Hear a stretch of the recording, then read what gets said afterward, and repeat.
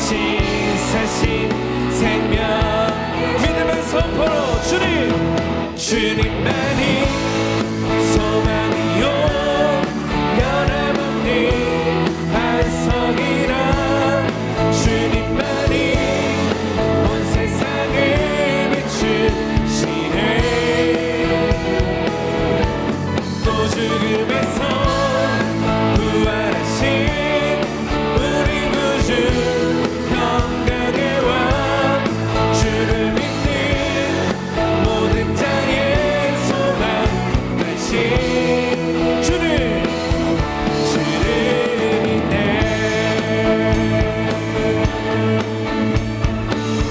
다시 한번 선포하며 예수 열방의 소망 예수 열방의 소망 우리의 위로자 주님 온 땅에 영원한 소망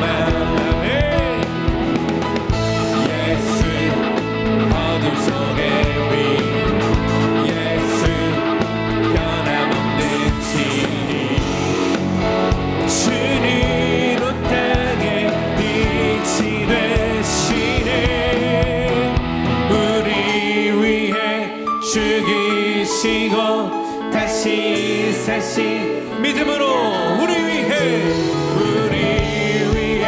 죽으시고 다시 사신 생명의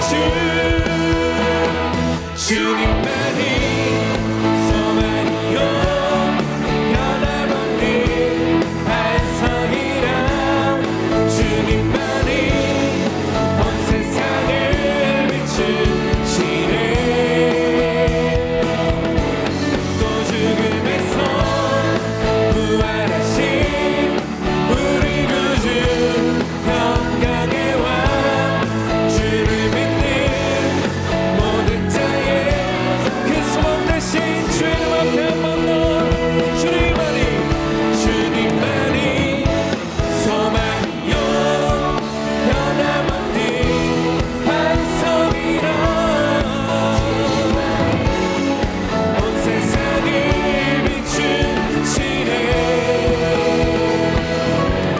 또 죽음에서 부활하신 우리 구주 평강의 왕 주를 믿는 모든 자의 소망 되신 주를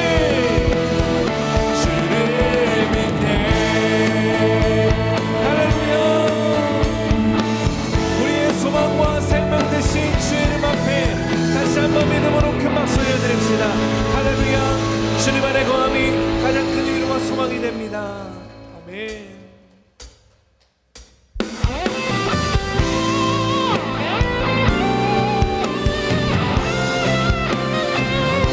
그래서 우리가 다시 한번 믿음으로 선포합니다 우리가 주님 안에 머무는 신앙 되기를 원합니다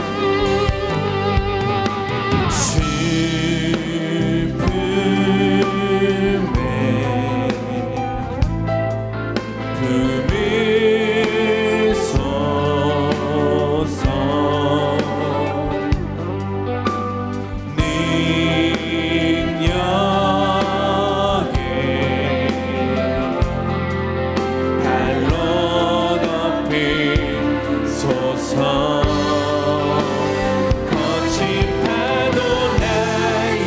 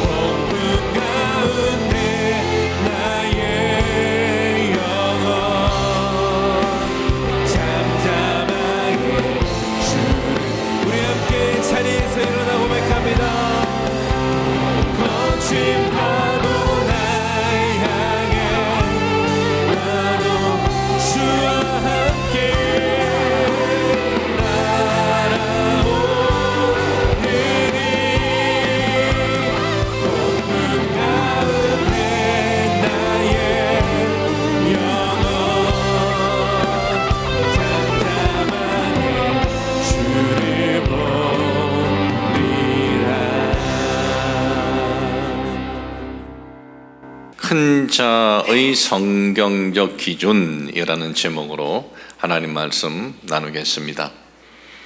예전에 이런 통계를 본 적이 있습니다.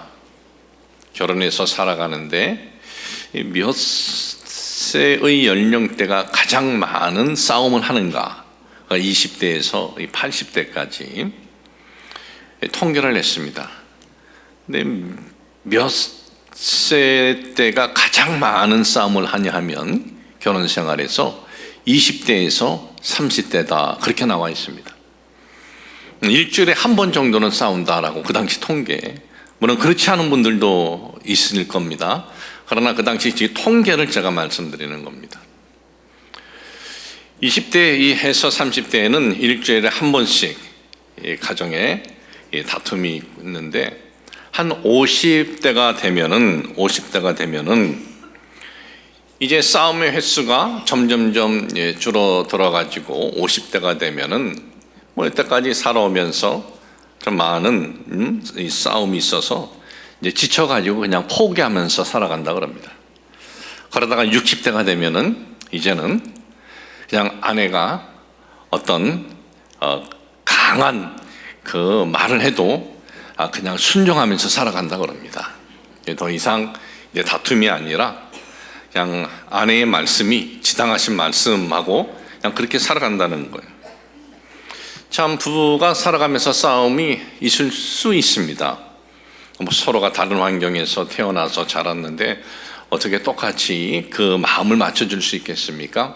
다른 생각과 또 이 다른 사고가 있기 때문에 싸울 수가 있어요.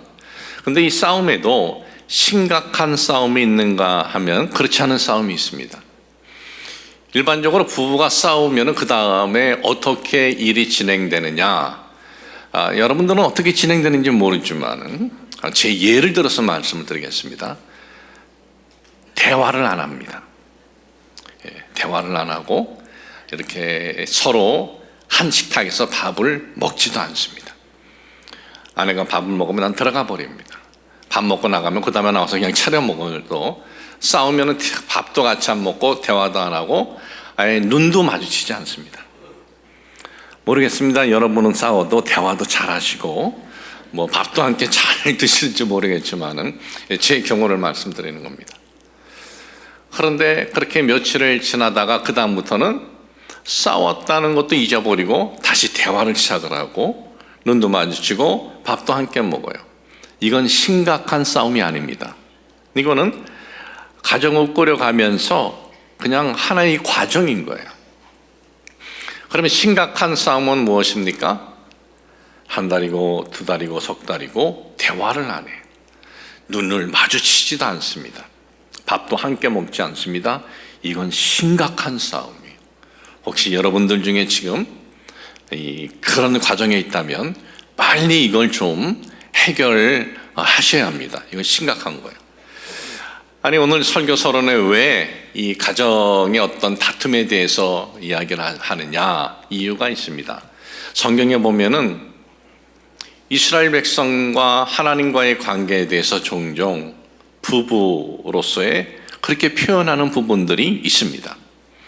신랑 되신 우리 주님, 신부 되는 교회, 이렇게 표현이 되어 있어요.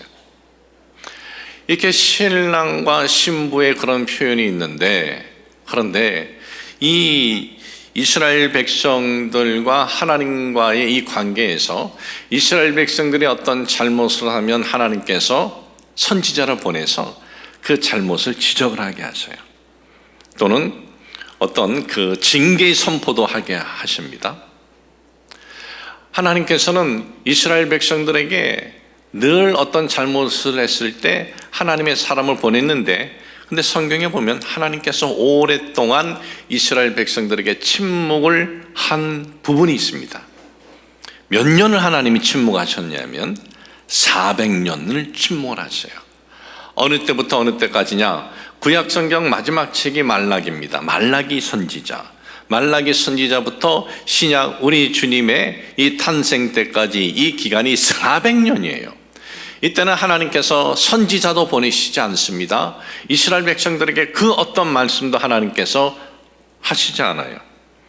이렇게 침묵이 길어졌다라는 것은 하나님과 이스라엘 백성 간의 관계가 심각했다라는 거예요. 아주 심각한 거예요. 그리고 400년의 이 하나님의 침묵 기간이 지난 다음에 하나님께서 선지자 한 명을 보내셔서 오실 메시아에 대해서 준비케 합니다. 그 선지자가 누구냐? 바로 침례 요한입니다. 하나님께서 선지자를 보내고 이제 하나님께서 이스라엘 백성들과 대화를 하시겠다라고 하는 것은 이제는 하나님이 이 민족에게 대한 희망의 길을 열어주신 거예요.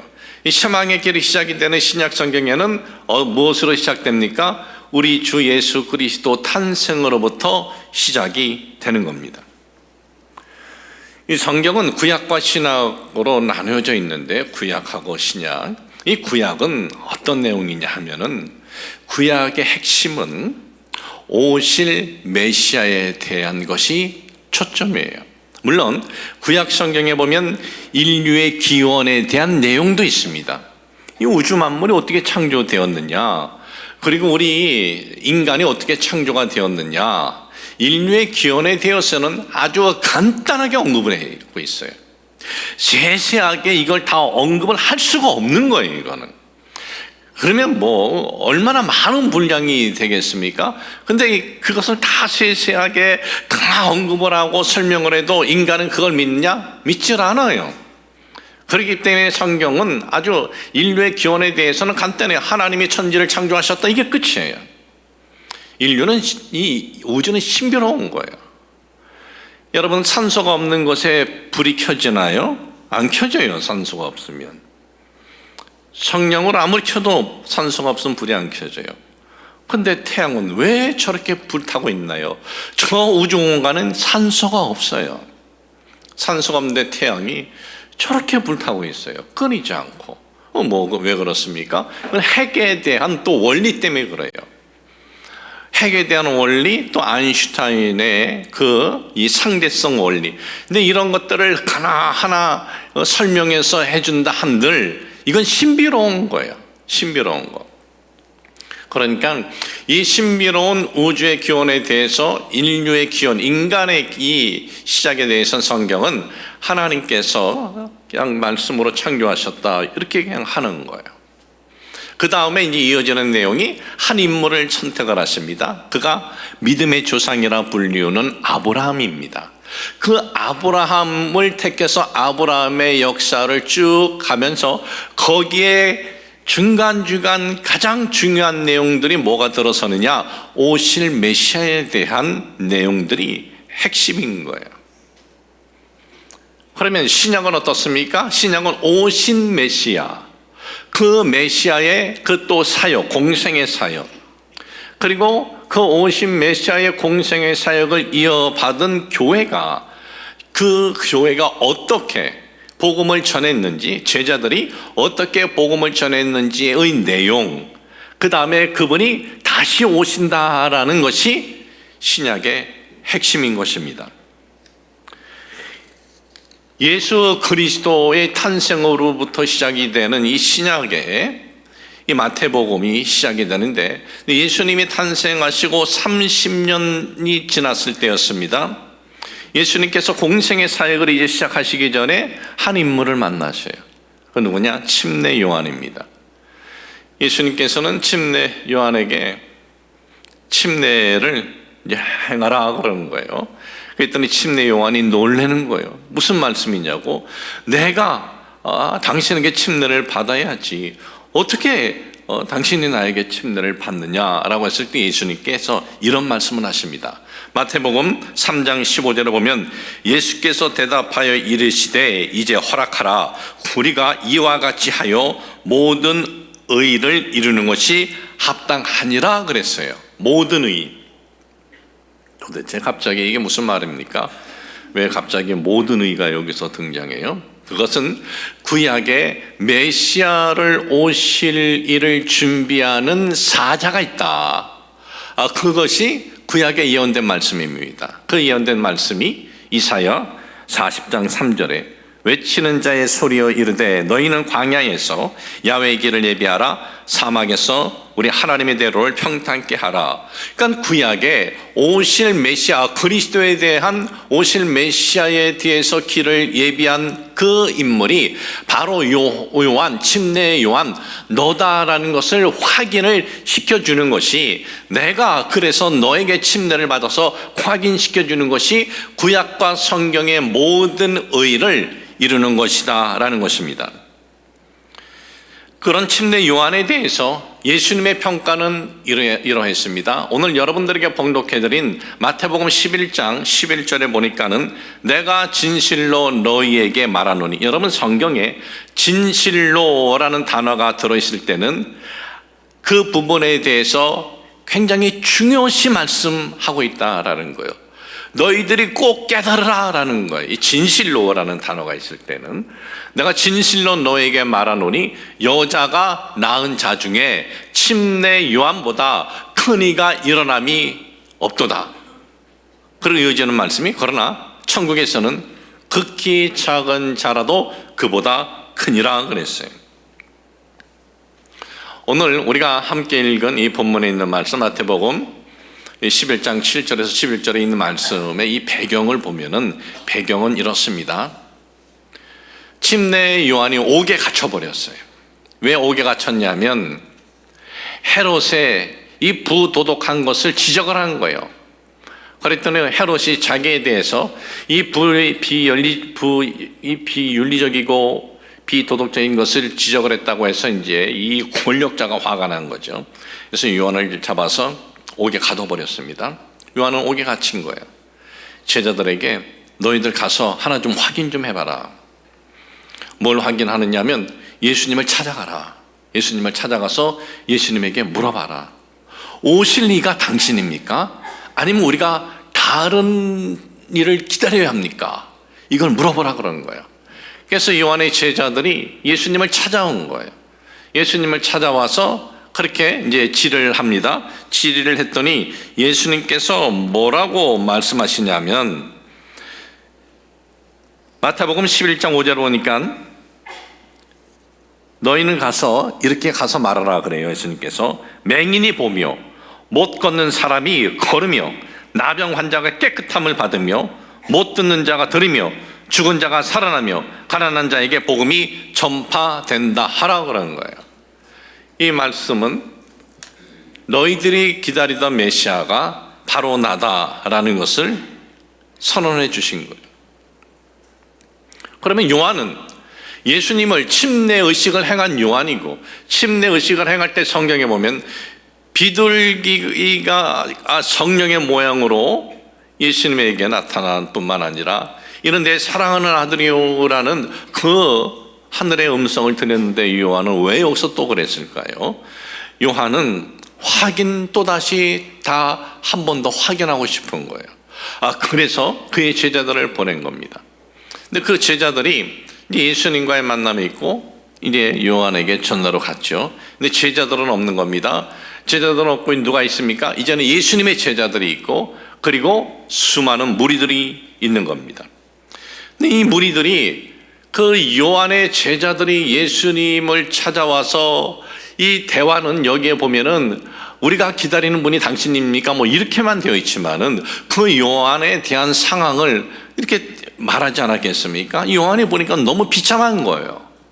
요한은 옥에 갇혀버린 겁니다. 언제 어떻게 삶이 정리될지 모르는 거예요. 그러니까 예수님의 제자들이 생각하고 무리들이 생각할 땐 참 요한은 굉장히 비참하고 실패한 그런 모습인 겁니다.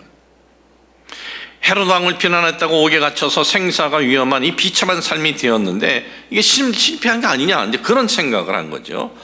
그런 제자들과 무리들의 눈으로 볼 때는 이 침례 요한은 너무나 비참하고 실패한 것으로 보인 겁니다. 그런 환경에서 예수님께서 말씀하신 겁니다. 예수님께서 먼저 이 요한에 대해서 정말 참 최대의 찬미를 하셔요. 뭐라고 하십니까? 여자가 낳은 자 중에 요한보다 큰 이가 없다 그러는 거예요. 요한에 대해서 예수님은 최고로 정말 이 이 칭찬해 주시고 최고로 인정해 주시는 내용입니다. 근데 그 다음에 또 이어지는 말씀에 보면은 그러나 그렇지만은 여자가 의해 태어난 중에 침례 요한보다 더 큰 자는 없다라고 했지만은 그 다음에 천국에서는 극히 작은 자라도 그보다 크다라고 한 거예요. 도대체 이게 무슨 말씀입니까? 침례 요한을 가리켜서 가장 큰 자다라고 말씀하시고 난 다음에 천국에서는 극히 작은 자라도 침례 요한보다 크다. 이건 침례 요한이 큰 자라는 건지 아니면 작은 자라는 건지 굉장히 난해한 말씀이에요. 이 말씀을 문자적으로 보면은 이 본문에 있는 말씀을 여러분들에게 좀 이해를 돕기 위해서 원어에 있는 내용들과 함께 이 내용을 이렇게 살펴보면은 이렇습니다. 여자가 낳은 자 중에 인간적인 출생한 자 중에 이런 뜻이고 일어남이 없도다라는 의미는 역사 무대 등장시키다라는 이런 뜻이에요. 그러니까 인간적인 출생으로 태어난 자 중에 역사 이래 가장 큰 자는 바로 침례 요한이다라는 거예요. 이 말씀이. 그리고 이 침례 요한이라는 이 한 인물에 대한 예수님의 최고의 이건 찬사다라고 이렇게 볼 수가 있어요. 그런데 이어지는 말씀은 천국에서는 극히 작은 자라도 그보다 크다 그랬어요. 극히 작다라는 이 원어의 의미를 직역하면 더 작은 자. 그러니까 천국에서 더 작은 자라도 그보다 크니라, 크다. 메이존, 이 뜻은 그냥 우리는 크다 그러면 큰 어떤 부피라고 생각하는데 메이존이라는 이 원어의 의미는 그거가 좀 다릅니다. 위대하다라는 거예요. 위대함. 자, 그러면 이 본문 구절을 이제 원어 의미와 함께해서 풀어보겠습니다. 침례 요한은 인간적 출생 방식으로 태어난 이들 중에 역사 무대에서 가장 큰 자지만은 천국에서는 더 작은 자라도 그보다 위대하다라는 거예요. 천국에서는 더 작은 자라도 그보다 위대하다라는 거예요. 예수님께서 이렇게 말씀하신 의미는 침례 요한에 대한 예수님은 먼저 최고의 찬사를 하십니다. 침례 요한은 찬사를 받을 만한 인물입니다. 그는 광야에서 지냈습니다. 그리고 낙타털로 옷을 지어 입은 거예요. 낙타털로 옷을 지어 입으면 얼마나 불편하겠습니까? 그뿐만 아니라 그런 광야에서 생활하면서 석청이나 또는 메뚜기로 먹고 살았어요. 그는 안락한 집이 아니었습니다. 광야였습니다. 좋은 옷이 아니었습니다. 평범한 이들의 옷도 아니고 그냥 낙타털을 뒤집어 쓰고 있는 겁니다. 일반적인 어떤 그 밥을 먹으면서 사는 것이 아니라 광야에서 먹을 수 있는 석청이나 메뚜기로 먹고 생활한 거예요. 그뿐만 아니라 그는 그 어떤 명예를 구한 적이 없습니다. 그리고 그는 타협하지 않아요. 권력자들과 세력자들과도 타협하지 않습니다.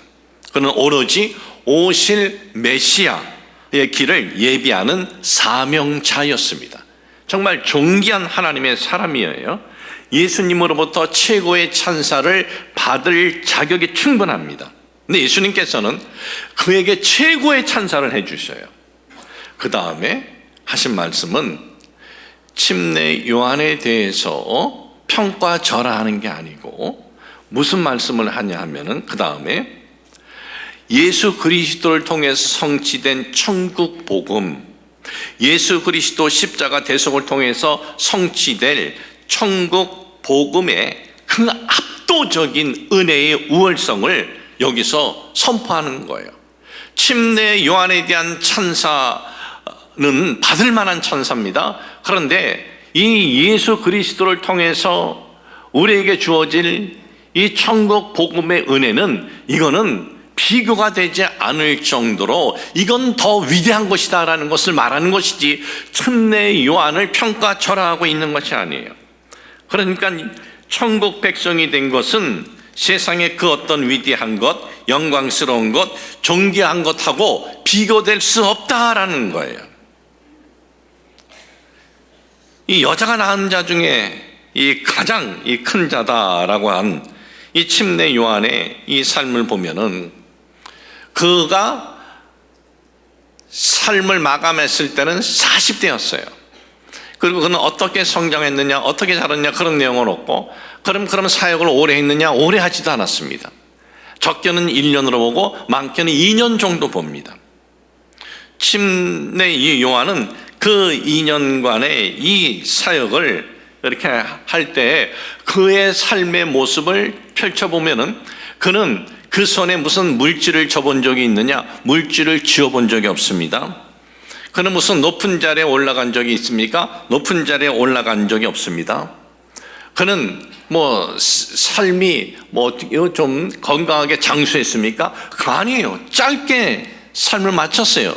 그것도 옥에 있다가, 그것도 처참하게 목에 잘려가지고 삶을 마친 거예요. 침례 요한이 성경에 보면 병든 자를 고쳤다 그런 내용 봤나요? 병든 자 고친 그런 내용을 찾아볼 수 없어요. 그러면 침례 요한이 무슨 이적을 행했습니까? 예, 그런 내용도 없어요. 언급되어 있지 않습니다. 침례 요한이 한 것은 천국에 대한 소망을 갖고 천국 복음의 몸을 완성하신 예수 그리스도를 예비한 거예요.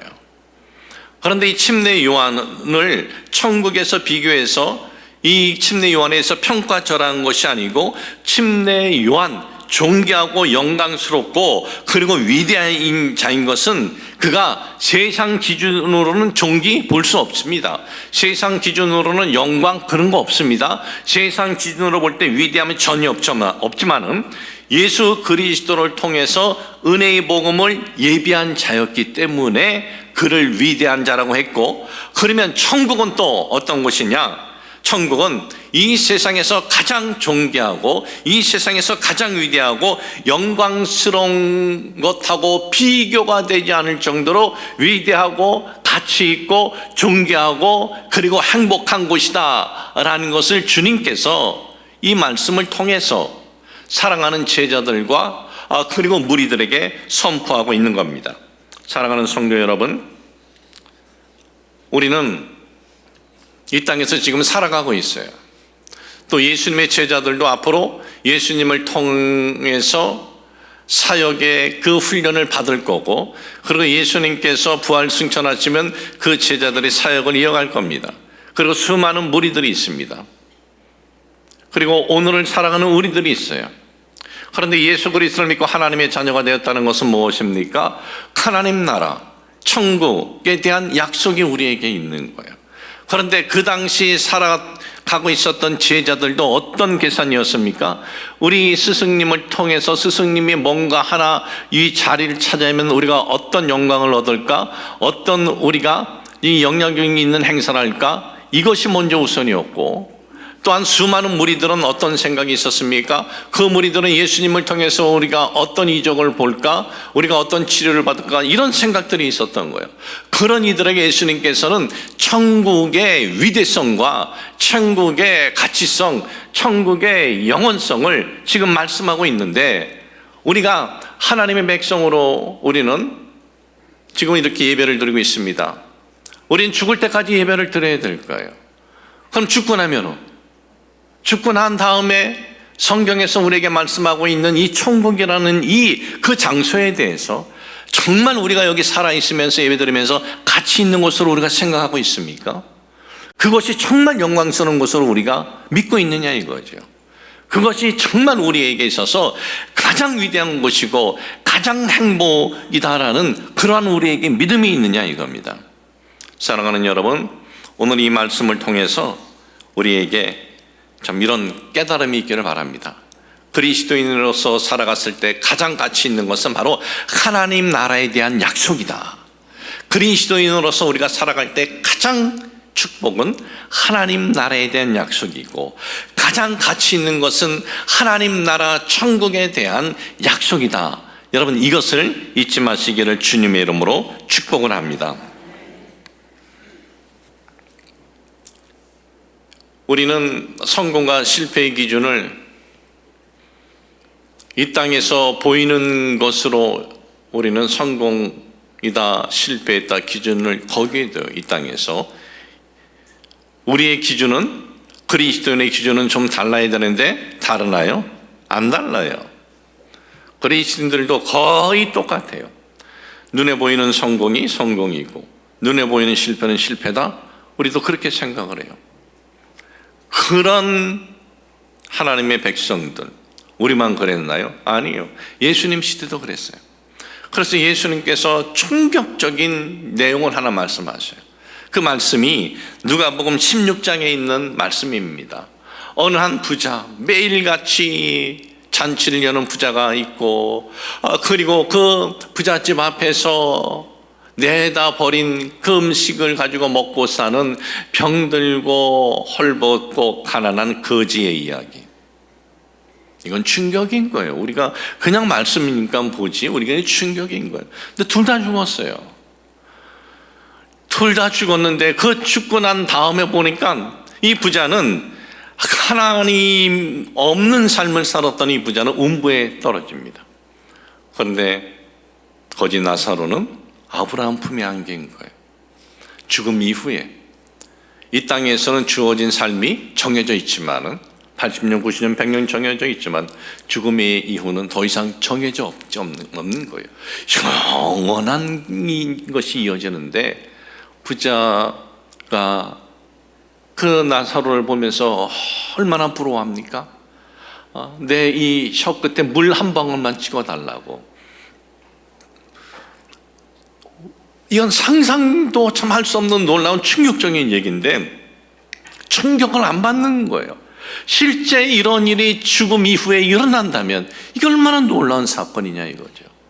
그런데 바로 이 말씀을 예수님께서 그들에게 선포하시고 그 선포된 말씀이 오늘을 사랑하는 우리들에게까지 이어져서 전해준 것은 그리스도인들이 살아갈 때 최고의 영광과 가치와 축복은 이 땅에서 보이는 것으로가 아니라 죽음 이후다 이거죠.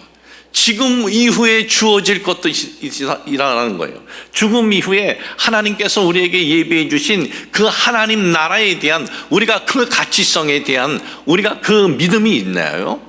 죽음 이후에 하나님께서 우리에게 주시겠다는 그 나라에 대한 그 영광스러움에 대한 우리가 어떤 그런 이 믿음이 있습니까? 그 위대함이 이 세상에 그거하고 비교할 것 없다라는 그러한 위대함이 우리에게 있습니까? 오늘 주어진 이 말씀을 통해서 하나님 나라에 대한 위대함과 가치성과 그 영광스러움을 여러분 다시 깨달으시기를 주님의 이름으로 축복을 합니다. 시간이 좀 흘렀지만은 잊혀지지 않는 뉴스가 생각이 납니다. 어떤 이야기냐면 전라도 광주에서 4명의 초등학생들이 어느 날 갑자기 사라졌어요. 이 초등학생 4명이 갑자기 사라졌으니 행방불명이 됐으니 그 부모들이 얼마나 놀랐겠습니까? 도대체 얘네들이 어디에 있는 거냐 하면서 전 우리 전국이 난리가 났죠. 경찰도 난리가 났고 이 아이들을 찾으려고 누군가 납치했다면 돈을 요구할 텐데 돈을 요구하는 그러한 연락도 오지 않는 거예요. 참 애타고 있는데 아이들을 찾은 거예요. 아이들이 오랫동안 운영되지 않는 고장난 엘리베이터에 들어가서 거기에 갇혀버린 거예요. 하루 이틀 3일 동안 물을 한 모금도 못 마시고 저녁에 추울 때는 서로 끌어안고 그렇게 있었던 거예요. 초등학생들은 충분히 그럴 수가 있어요. 제가 남미 파라과이 부모님 따라서 이민 갔을 때가 만 14세였을 때인데 14살 때 얼마나 참 이 호기심이 많습니까? 하루는 이 공원 앞에 버려진 차가 하나 있는 거예요. 이게 일반 승용차도 아니고 뭐 짐차도 아니고 이 중간차인데 보니까 이 버려진 차라 이 바퀴는 다 사가서 바퀴는 이거 돌아 놓을 수도 없고 또 보니까 엔진도 없는 거예요. 옆에는 다 녹슬었고 문짝도 없는 거예요. 그런데 14세 호기심 많은 사춘기인 제가 거기 딱 들어가서 앉고는 주머니에 보니까 제가 열쇠가 있는 거예요. 이거 열쇠를 차 시동 거는 데다가 딱 뽑아놓고 시동 키는 척 하면서 혼자 입으로 붕 그런 거예요. 붕 되지도 않는데. 이게 호기심 있는 이게 사춘기 애들의 이게 충분히 할 수 있는 거죠. 그런데 저는 사춘 호기심으로 그랬는데 좀 있다가 도둑이야, 우리 차 훔쳐간다 하고 앞에서 난리 난 거예요. 아니, 믿음은 차 그냥 줘도 안 가져갈 차인데, 이거 버려진 차, 밖에 내게는 없는 차, 엔진도 없는 차. 그런데 동양인 소년이 올라가 있으니까 요거 좀 골탕 먹이겠다고 도둑이라고 그러고 경찰에 신고해서 경찰서에 끌려간 적이 있어요. 그러니까 이 어린 아이들이 그런 호기심이 있는 일을 충분히 할 수 있는 거죠. 그러니까 이 아이들이 4명이 그런 호기심이 있어가지고 고장난 엘리베이터에 들어가서 이제 갇힌 거예요. 이제 나왔습니다. 병원에 다 데려가서 치료하고 있는 거죠. 그런데 나라 전체가 그것 때문에 시끄러웠으니까요. 방송사에서 한 부모에게, 아버지죠, 인터뷰를 하는 거예요. 얼마나 걱정하셨습니까? 이제 걱정되니까 막 그렇게 인터뷰를 했더니 이 아버지가 뭐라 그러는지 아세요? 이 세상에 나보다 행복한 사람이 있으면 나와보라고 해, 그런 거예요. 이 사람 지금 로또 맞은 거 아니에요. 3일 동안 못 봤던 아들 봤다고. 이 세상에 나보다 행복한 사람 나와보라 그래. 그런 거예요. 이 사람은 너무나 행복한 거예요. 너무나 그 인터뷰에서 행복한 얼굴로 환하게 웃으면서 그 아들을 찾은 것에 대해서 기뻐하면서 내가 이 세상에서 가장 행복한 사람이다라고 고백하는 거, 수년이 지났는데도 잊혀지지 않는 거예요. 그런데 여러분, 우리 인생은 어떠했습니까? 우리 인생은 죄로 인해서 영원한 지옥에서 영원토록 형벌 받아야 할 인생이었어요. 지옥에 떨어져야 할 그러한 운명이었습니다. 그런데 주님께서 우리에게 예수 그리스도의 십자가 복음을 깨닫게 해주시고, 그리고 하나님의 자녀로 삼아주셨어요. 하나님의 자녀로 삼아줬다는 것은 너희들이 나를 믿으니까 매주 교회 와서 예배 잘 들으면 된다, 이게 다예요? 아니에요. 하나님 자녀가 되었다는 것은 죽고 난 다음에 그걸 예수님께서 우리에게 보장해 주신 거예요. 죄 사함을 받았고 이제는 너희들은 천국 백성이다라는 겁니다. 하나님의 그 영원한 나라, 너희들은 보장되었다라는 거예요. 그런데 우리가 예배를 드리면서 우리는 죽음 이후의 때를 생각하면서 예배 드리는 거 아닙니까? 이 땅에서 성공을 위해서 우리가 예배 드려요? 죽음 이후 아무것도 없어요? 그럼 뭐하러 예배 드려요? 성공을 위해서 열심히 살면 되지. 우리는 죽음 이후에 대한 믿음의 길을 지금은 걸어가고 있는 거예요. 그러면 그 죽음 이후에 하나님께서 우리에게 약속해 주신 천국에 얼마나 영광스러운 것인가, 그러한 믿음이 우리에게 있느냐 이거죠. 천국에 대한 그 가치성이 얼마나 높은 것인지 우리가 그러한 믿음이 있느냐 이거예요. 천국에 대한 그 위대성에 대해서 우리가 그런 믿음이 있습니까? 천국의 그 행복이 우리에게 있느냐 이겁니다. 여러분, 잠시 잃었던 아들을 찾는 것이 세상에서 나같이 행복한 사람 어디 있겠냐, 그렇게 외쳤는데, 여러분, 영원한 천국을 얻은 우리는 얼마나 그 은혜에 행복하면서 살아가고 있는지 오늘 이 시간 깨닫는 시간 되시길 우리 주 예수 그리스도 이름으로 축복합니다. 하나님 아버지, 저희들 살아갈 때 우리 주 예수 그리스도 십자가 대속의 은혜를 믿고 오늘도 그 하나님을 찬양하고 예배드리고 있는데, 예수 그리스도 십자가 대속을 통해서 우리에게 약속된 영원한 하나님 나라에 대해서 우리가 얼마나 감사하고 기뻐하고 그 가치 있는 그 영원한 나라에 대해서 얼마나 행복해하고 있습니까? 오늘 말씀을 통해서 우리가 잊어버렸다면 오늘 다시 회복되는 시간 되게 하여 주옵소서. 우리 주 예수 그리스도 이름으로 기도합니다. 아멘.